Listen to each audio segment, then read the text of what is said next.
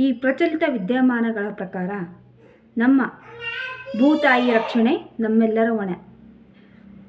ಈ ಪ್ರಚಲಿತ ವಿದ್ಯಮಾನಗಳಲ್ಲಿ ಬರುವ ಸಿನಿಮಾ ಚಿತ್ರರಂಗದಲ್ಲಿ ಬರುವ ಎಲ್ಲ ಒಂದು ಘಟನಾವಳಿಗಳು ಏನಿದ್ದಾವೆ, ಈ ಭೂತಾಯಿ ರಕ್ಷಣೆ ಮೊದಲು ಭೂ ಗಣಿಗಾರಿಕೆ ಬಗ್ಗೆ ನಾವು ನಿಯಂತ್ರಣ ಮಾಡಬೇಕಾಗಿದೆ.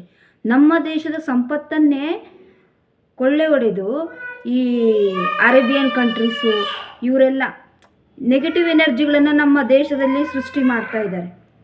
ಇವುಗಳನ್ನು ನಾವು ಕಂಟ್ರೋಲ್ ಮಾಡಬೇಕು. ಆದಷ್ಟು ಇರುವುದೊಂದೇ ಭೂಮಿ.